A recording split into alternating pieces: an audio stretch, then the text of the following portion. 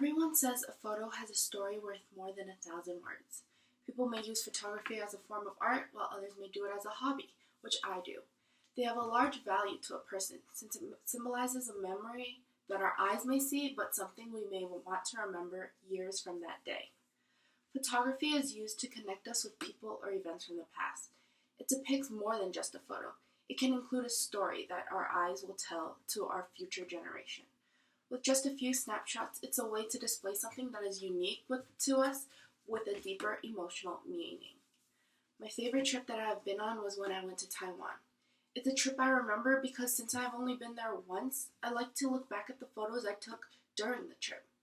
Every time I go on vacation, I take photos of what I am doing and keep them on a storage device so I can look at them and keep them as a keepsake to remember what I did or where I was. People may believe that there is more work to a photo than just pressing capture on a camera. They believe it all has to be in the device.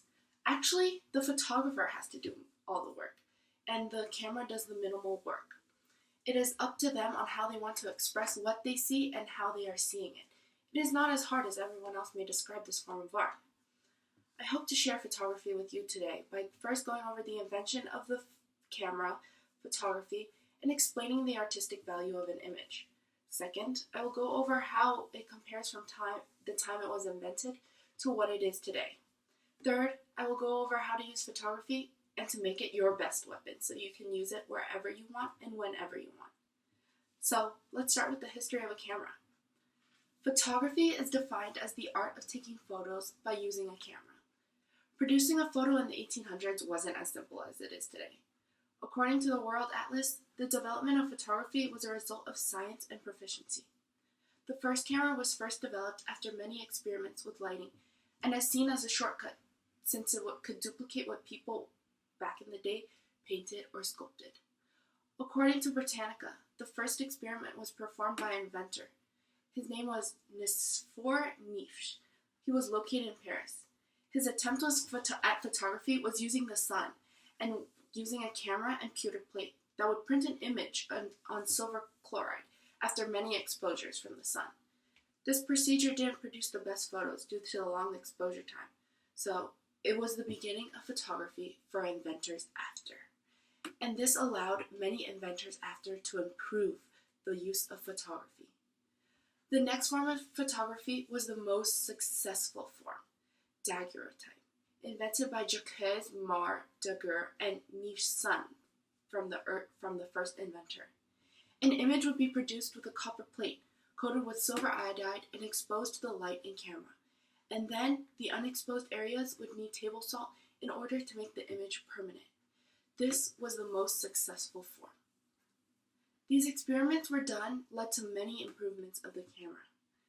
Cameras itself weren't as versatile, and they have gone through multiple phases and changes. As most of you may know, cameras back then were not portable and seemed to be described as a wooden box. The first camera was known as the pinhole camera. According to the Met Museum, in 1888, George Eastman first invented the Kodak camera, which was described to be a simple box camera that came loaded with a 100 exposure roll of film. To print these, photos were taken and then would require that person to mail the camera back to the factory. This didn't allow for good photos. You would have to buy the camera and then mail the camera back, and then that would require you to buy either new film or a new camera in order for you to take more photos.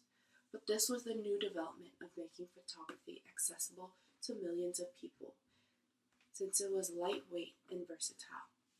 Film was used with old cameras, but today everything is digital.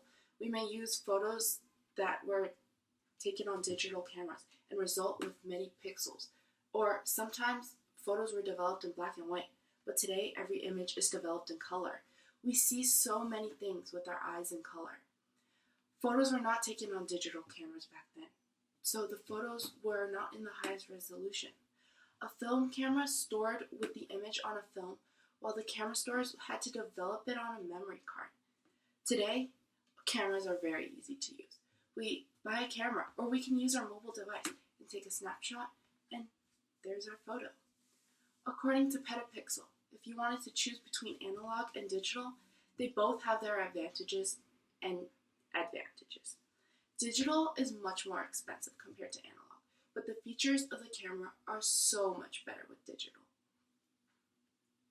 The digital revolution has caught up film, and there are many reasons people can choose photography as a hobby. You don't need a fancy DSLR camera for photography. Instead, anything with a camera attached will work. That's how I found my new form of hobby with photography. I use my phone for everything. Phones are the best things to use since it's something everyone owns today. Apple invented a phone that allows for a camera to be taken with such great quality, and any other type of phone with either rear-facing camera or front-facing camera will work.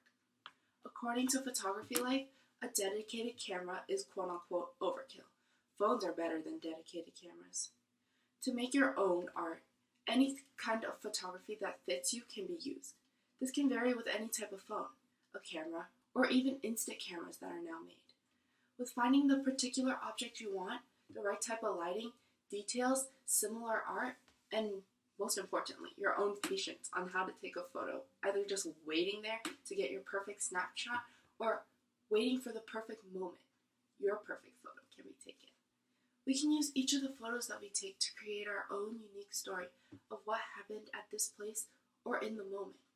For example, if a man was at Yellowstone and it was his daughter's birthday, he would want to capture this moment because then she could look on years later and see that this is what they did for her particular birthday. And Yellowstone would be a memorable moment. Maybe next time, later in the future, she would want to go back to Yellowstone since it's a place that her and her dad spent together on a very important day. Lots of photos are also now edited in order to create the perfect photo.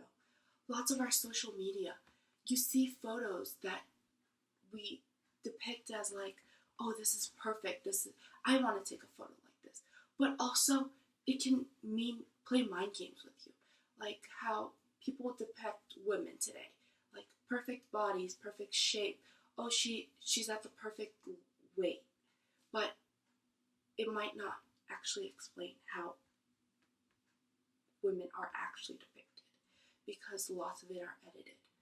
There are many new editing apps on our devices that may be used in order to either change exposure, contrast, color of the photo, or how a person may look. With editing apps, you are able to choose how you want your photo to look. It may be deceiving to the eye. From my speech, I hope you take away that photography is such a unique skill. It's such a unique art that requires no skill at all, but has a lot of meaning to you or the person you may be taking a photo of. We have come a long way since the first photo was developed. Photography is used in everyday life, but it also allows a person to be creative with what their eyes may see and create art that has a meaning to connect them with people or events. Even if the event has been forgotten and wants to be remembered, the photo can be taken for the memories made. So go out there and take photos and start your own photography journey. I hope you enjoyed my speech, and I hope you take into consideration that photography could be a great example of a hobby.